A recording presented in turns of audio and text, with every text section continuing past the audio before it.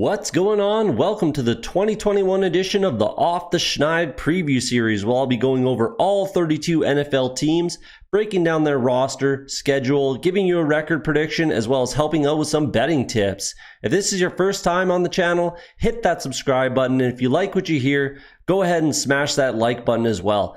Don't forget to check the description for links for the Off the Schneid social media and interact with me directly. I want to give a massive shout out to OurLads Scouting Services and OurLads.com, as all roster and depth chart graphics are straight off their site. If you've never been, go check them out immediately. I use their site for all NFL, fantasy, and betting purposes, and there's a link in the description for their site. Again, do me a huge favor and hit that like and subscribe button, but enough of that, let's get to your favorite NFL football preview. All right, we're taking a look at the Pittsburgh Steelers. Let's start at quarterback like we always do. Ben Roethlisberger is still here, obviously. This is an interesting team. This is a very interesting team, and this is going to be an interesting episode, I think. So Ben Roethlisberger is obviously still the guy here. He had 33 touchdowns, 10 picks last year, 13 sacks, so obviously he's not taken, an extreme amount of a beating. Only 3,800 yards, no 1,000-yard receivers, but all three, Juju, Claypool, Johnson, were all, 800 plus, 900 for Deontay Johnson, and then 550 for Eric Ebron. So I don't know. I mean, realistically, if Ben Roethlisberger can still get it done, then he can still get it done. And it's interesting the way that they're clearly building this offense, and this offensive line especially is kind of building it around a concept, which isn't a bad idea realistically, considering what you have and considering how, efficient Ben Roethlisberger was, running the offense that way, if that makes sense. Yeah, so he's the guy this year. Obviously, it is what it is. Like it or hate it, it is what it is. And I'm okay with it realistically, as long as he can still get it done. 33 touchdowns and 10 picks. That's a very good, stat line, with the exception of the passing yards. But that's not a crazy concern if they can run the ball, and that's where the problem may lie. So let's continue. Mason Rudolph's obviously still there. For some reason, they seem to really like him. Realistically, I think Mason Rudolph can be a career backup, and a quality career backup. I don't think that he's ever going to be, a franchise quarterback or a starter. I really just don't think that that's going to happen. Josh Dobson has been around, the Steelers obviously as well. He's been around the league. He's been around the Steelers.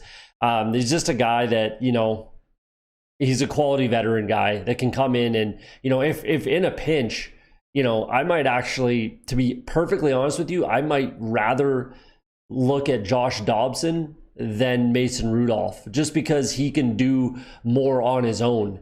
You know what I mean? The passing game would take a bit of a hit, sure, but he can scramble around. He can run the ball. I don't know. And I don't think it'll come to that either way. So let's not be too concerned about it. But Dwayne Haskins comes in as well. And maybe that's going to be their guy. Maybe that's going to be their future quarterback. Realistically, he's still very young. Matt Canada comes in as he's now the offensive coordinator. He was the quarterback's coach last year. He's been a quarterback's coach and offensive coordinator through, his college career. Either he's going to want his own guy eventually, or Dwayne Haskins is going to be that guy. That's just the way I see it. Being a quarterback guy, he's going to want his guy. And maybe that is Dwayne Haskins. We'll see. Preseason is going to play a big role as far as, who ends up making this team and who ends up being the backup quarterback. It's very possible that Mason Rudolph and Josh Dobson aren't on this team at all. That's very possible. We'll see. I'm not too concerned. As long as Ben Roethlisberger's healthy, he's going to be the guy. He's going to be the starter. No real question there. Move to running back. Najee Harris obviously comes in from the first round pick this year. Fantastic pick. Fantastic landing spot. I'm a huge Najee Harris fan, which sucks being a Bengals fan, obviously. But I think he's going to do great things here. I really, really do. I think he might be, he might go down as one of the better, Pittsburgh Steelers running backs ever. Obviously, Jerome Bettis is probably going to stay number one, but we'll see. I think that he has the ability to be, stats wise, he might maybe put up more stats wise than Jerome Bettis, just because he catches the ball obviously a lot more and better and more efficiently than Jerome Bettis ever did. But they're different running backs, so it is what it is. But that's a great pick. And he's going to have a phenomenal rookie year. He's probably, he was my rookie, 101 in rookie draft sort of thing this year. And I think that he has a very good shot at winning Offensive Rookie of the Year. I mean, he's the front runner right now. Benny Snell's still there. Quality depth guy. He got a bit of a shot, and he didn't run with it. He didn't take advantage of it. It is what it is. He's a backup now, and I don't think he's ever going to get a shot to be a starter realistically again. But a quality depth guy, nothing wrong with Benny Snell. I kind of like him, actually. Anthony McFarland, last year's 4th round pick. He's obviously still there. We're not really sure what he is because he hasn't gotten too much opportunity, and he's not going to get it in this, in this offense. But I'm going to assume he's a quality depth guy, that's for sure. Kellen Balaj, I don't mind at all. He's another quality depth guy. Showed it last year with the Chargers, got some playing time there. Showed that he can run the ball, he can catch out of the backfield, he can do, what you need him to do, and he's a quality veteran depth running back. Derek Watt, Jalen Samuels, Trey Edmonds, sure, those guys are all there as well. Jalen Samuels can catch the ball. We'll see. It's not a big deal. Fullback, it is what it is. Tight ends. I didn't like the drafting of Pat Freiermuth. I really, really didn't like that drafting. I didn't think it made tons of sense in the 2nd round for this team. And we'll get to the offensive line in a second, but I thought that probably should have been an offensive lineman, maybe a corner, or if they wanted to think, into the future, which they clearly are doing with that Pat Freiermuth pick with Eric Ebron still there, I would have went with a quarterback instead personally. There was Kyle Trask as well as Kellen Mond still there that they could have went with either one of those guys. Maybe they didn't like them. Maybe they really liked Dwayne Haskins. I'm not sure, but I just thought there was better options for a team that, won 11 games last year. Their stretch was not so great, but they're a good team. They were a good team last year anyways, right? So they're theoretically, they're not that far away. I don't particularly think that they are a playoff team this year, which we will find out in a second. I think they might have a tough time kind of getting there. 12 games they won last year, sorry. So 12-4, but they went 1-4 in their last 5 games, which is going to be a bit of a narrative with this.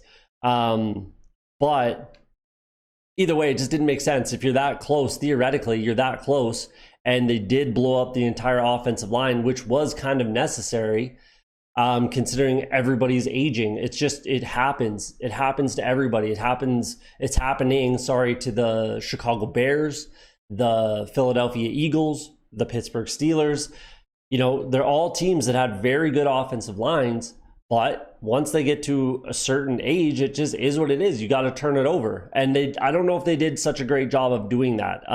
Let's move to the offensive line. Let's address kind of the elephant in the room, in my opinion, with this team.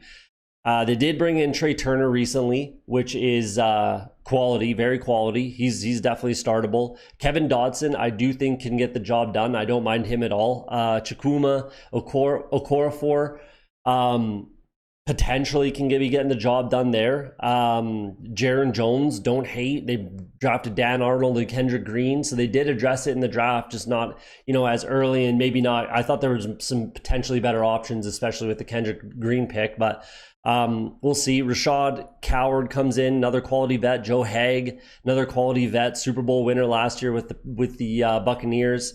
BJ Finney. So they do have a lot of guys that they can, rotate in and out and find out who the best guy is, play the best offensive line. Plus, if they're running their offense around, get the ball out of Ben Roethlisberger's hand as quickly as possible, which is clearly what they were doing last year.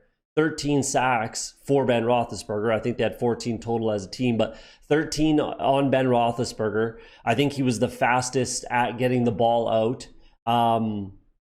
And I think so realistically, when I'm looking at this, I think that in their mind, it's not crazy essential to have an amazing offensive line with that offensive narrative. as long as some of these younger guys develop and get there on the offensive line.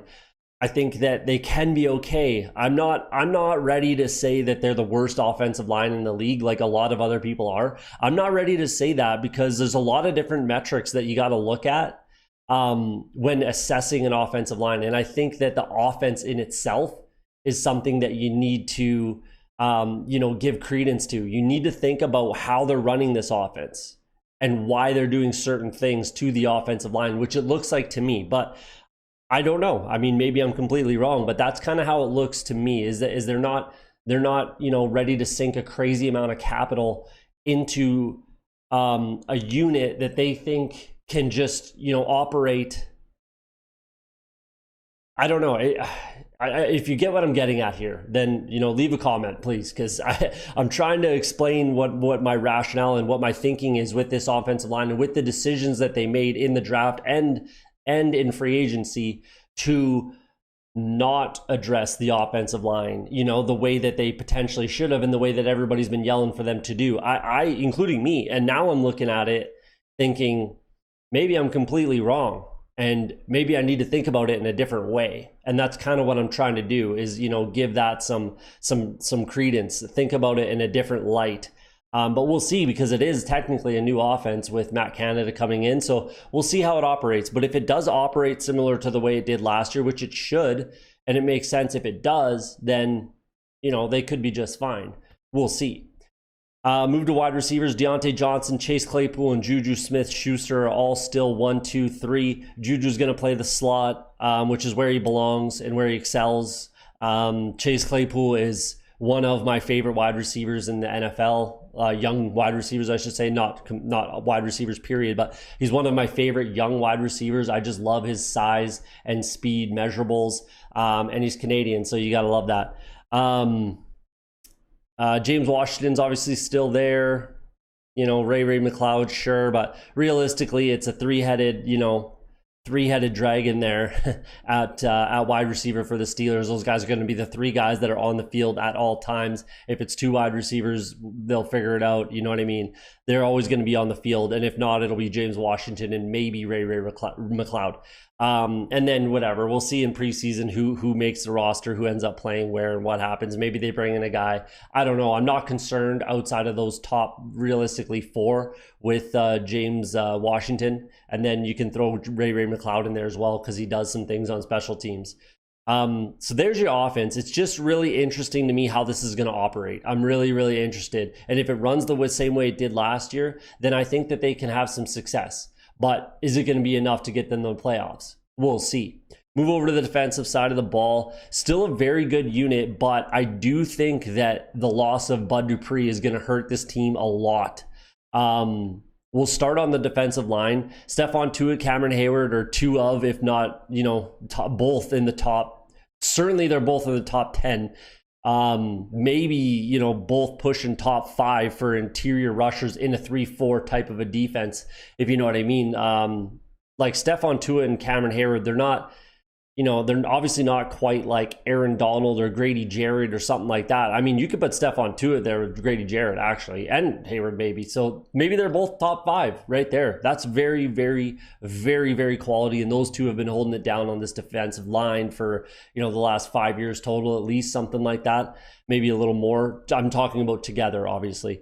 Tyson Alualu is still there. He's a quality vet that came on late in his career, and the Steelers are reaping the benefits of that because he's fairly inexpensive from what I can recall. Beyond that, they're fairly weak depth-wise, but I'm really not that concerned considering those 3 guys are that good. So I'm really not that concerned. Chris Wormley's there, another vet. They drafted Isaiah Loudermilk in the 5th round this year. I'm not crazy concerned about the depth just because of the skill level of those 3 guys. You just can't, if they show you the same thing every year consistent and, they're always playing, I'm not really concerned about them at all. So there you go. Let's move back. TJ Watt's obviously still there. Obviously still one of the better outside linebackers in the game. Devin Bush, I very, very, very much like. I think he can be, I'm not sure if he's quite there, but I think he definitely can be a top 10 linebacker in the game. Vincenzo Williams, very underrated in my opinion. I think that, they almost let him walk, and, he's done a lot of good things for this team and for this defense for a lot of years. He can get after the quarterback a little bit. Might be a touch, irresponsible, I should say, I guess, in coverage, but he's a quality player. I really don't mind Vince Williams at all. Robert Spillane showed that he can play. Buddy Johnson, I really liked in the draft this year, 4th round pick, I believe, out of Texas A&M. Very quality pick there. I don't mind him whatsoever. And then the other, outside linebacker, pass rusher, it's going to be a battle. I don't think it's just going to get handed to Alex Highsmith, even though he was, more draft capital was sunk into him than Quincy Roche. But I really like that pick with that 6th round pick for Quincy Roche. I think that just fell into their lap, and it was a match made in heaven a little bit. I think that he's going to get an opportunity. Somebody that's going to be a very relatively large battle for this team, in my opinion, in camp between Quincy Roche and Alex Highsmith. So we'll see how that shakes out. Either way, they'll have a quality depth rotational guy there as well, that can spell both TJ Watt, Alex Highsmith, whatever. Quincy Roche, Cassius Marsh is still there. He's a quality vet. They can get the job done. Safeties are in a great spot. Terrell Edmonds, former 1st round pick. Obviously, Minkah Fitzpatrick is one of the best safeties in the game. They are both fantastic, both very quality. Not a crazy amount of depth again, but I'm not concerned, as long as those guys are on the field, and there's no reason to think that they won't be. So that's fantastic in my opinion. The cornerback position is a bit of a weakness, but they realistically, they've shown that they can do the job. Everybody, including myself, keeps thinking and saying that Joe Hayden's he's gonna fall off a little bit. He's gotta, he's getting older, all this stuff, but he keeps getting the job done. So I can't really, say too much anything negative about the guy, realistically. Justin Lane, 3rd round pick. A couple years ago, Cameron Sutton, 3rd round pick. They play very good as a team. This Steelers defense has always played very, very good team defense. The pass rush helps out the back end. When they were, a little stronger on the back end, helps out the pass rush when that wasn't quite there. It's always just kind of worked as a single unit. And they're going to have to this year, because I just think they're going to have to take a bit of a step back. I think they played extremely well. Don't get me wrong. That defense was top 3 probably, in the league. I would be comfortable in saying it was a top 3 defense, but at some point they're going to have to take a bit of a step back. I'm not sure if it's this year or not, but I don't know. That's why this team is so interesting to me. This team is so interesting. There's a ton of holes, but realistically, they're not incredibly glaring, at least not to me. But I don't know. I really don't know. And I think I'll probably take some heat for my record prediction. But let's take a look. Let's take a look at what they got, what I got projected them to do in 2021. All right, so I got them projected to be a losing team, 8-9. Last year, I think I projected them right around the same thing, 8-8, I think, something like that. 9-7, maybe. I can't remember exactly what I projected. 10-7 on the high side, 7-10 on the low side. And like I said in the roster breakdown, this team finished 1-5 to finish out the season, or sorry, 1-4. Well, 1-5 with the playoff loss to finish out the season. And I think that is very, indicative of what this team is. They lost to the Washington football team, the Buffalo Bills, the Cincinnati Bengals, and the Cleveland Browns. 3 of 4 were playoff teams. Cincinnati obviously was not even close, so that's a very bad loss for them. Their record, I guess, was obviously 11-0, but the teams that they beat outside of the Baltimore Ravens twice, which is actually super impressive. Outside of that, they didn't really beat anybody. The Tennessee Titans, yes, absolutely. The Cleveland Browns weren't as good as they are now last year, that's for sure. And they split, with them, home and home. Other than that, they didn't beat anybody that was an extreme world beater. And then when you fade like that down the line and get beat pretty handily in a bit of a shootout, I guess, with the Cleveland Browns. I shouldn't say handily, but when you get beat in the playoffs as well, back-to-back losses to a division rival in the Cleveland Browns, I think that's a little more indicative of what your team actually is. I just don't think that can be ignored. And I think that a lot of Steeler fans will probably just, look at the overall record. Oh, we were 12-4 last year. You can't look at it like that. Look at the way they finished out the season. It's not good. Not to say that they can't go 10-7 and make the playoffs. I'm not saying they can't make the playoffs. Especially with everything that I said in the roster breakdown. I just think that there's a lot of question marks on this team.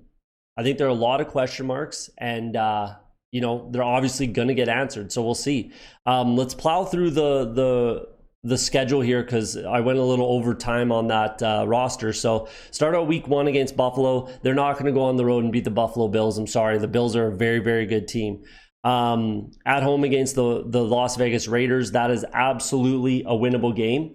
Very much a winnable game there. And I think that's one that they do get done, because I'm not a huge believer in the Raiders either. And I think that this defense can really give that offensive line some problems. So I think they get that win. At home against my Bengals, I think that there's a potential that they split here. I really do. I know I'm going to take some heat for that, but I think early in the season, the Steelers definitely beat my Bengals and get the win at home. So they're sitting 2-1 on the road against Green Bay. I think Green Bay is overall the better team all around. I think they get that win at home, especially at home against Denver. That's a tough game, man. That's a very, very tough game considering that Denver defense. I think that Denver can absolutely come into Pittsburgh and get that win. So I'm giving that to the Denver Broncos.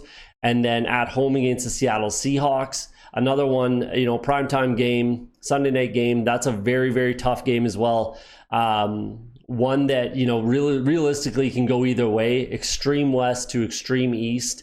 So it's going to be tough on the Seahawks to get that win. That's a low high my. So is the Broncos game realistically a low high my kind of we'll see where it lands kind of a thing. Bye week 7, I would probably rather a later bye week if I'm the Steelers. You're not a young team, and you'd rather know, considering I believe that the Steelers are a fringe team. If I'm a fringe team, I want to know what I got to do. And I don't think they'll quite know that. Like, let's say they're sitting there at 3-3 after week 6. They really their season could go any which way. There's no way to know what you got to do. Obviously, you got to win as many games as you possibly can. You got to win. You're trying to win every single game, obviously. But if you're sitting there in week 11 at 6-4. Or 5-5, that's going to tell you a lot more about what you need to do, right? So that's what I would rather if I were the Steelers. Coming out of the bye on the road against Cleveland, I think Cleveland gets that win, even though it's on out of their bye in Cleveland. Cleveland's a very, very good team. I think they can absolutely get this win, and I think they do at home.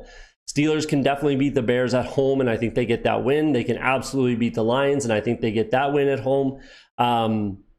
Then on the road against the LA Chargers, I think that the Chargers can absolutely win a shootout against the Steelers, and I think that that's how that game will probably end up. If I'm taking a quarterback in a gunfight in that game, I'm taking Justin Herbert every single time. I'm sorry, but I am. Then week 12 on the road against my Bengals. I think by then, I honestly think that the Bengals can definitely get that win at home. I think they home and home split with the Steelers. That'll be a close one. It's definitely winnable for the Steelers. And if they want to be a playoff team, you got to beat the Bengals. So we'll see. Low, high, my type of game. At home against the Baltimore Ravens, they swept them last year, which was pretty crazy to me. And that's a huge whiff by the Ravens, and that's literally the reason why the Steelers won the division and the Ravens didn't. So I think that the Ravens are absolutely going to get that win at home. I definitely give the Steelers a better shot at home later in the season, but that's a massive game. So I think Baltimore is going to really, really want to get that win. Like, after getting swept last year and losing the division, all that, like, they're definitely going to want to get that win, and I think they do. Then on the road, short week on the road against the Minnesota Vikings. That's a tough game, and I think the Vikings are a way better team than they were last year. I think they get that win at home. Tennessee Titans at home. I think the Titans are a better team all around. I think they can absolutely get that win. Bud Dupree revenge game. It's in Pittsburgh, but I think that the Titans can definitely get that win. Then on the road against Kansas City Chiefs, this team is not beating the Kansas City Chiefs. I'm sorry to say, but they're definitely not beating them, especially in Kansas City. At home against the Cleveland Browns, tough game. It'll depend. These next two games against Baltimore and Cleveland will extremely, depend on which way, realistically, just the Pittsburgh Steelers season has gone. If it's gone, towards the low side, they lose both those games. If it's at the high side, they probably split those games type of thing. So, I mean, realistically, I'm thinking that the Cleveland Browns sweep the Steelers and the Ravens probably sweep the Steelers as well, if I'm being honest. And then they split with the Bengals. I think the Bengals get swept by the Browns and the Ravens as well. So it's not like I'm thinking, I'm a Bengals fan and I'm not picking the Bengals to do better than the Steelers. I'll tell you that. So yeah, it's going to be a weird season. I think I'm really interested to see how this team runs offensively. And then if someone can step in and play that Bud Dupree role, we'll see. But there you go. Let me know what you think in the comments. I'm sure I'll take some heat and some hate on this one. Being a Bengals fan, I get it. But leave a comment there and let me know what you think. There's your breakdown for the 2021 Pittsburgh Steelers.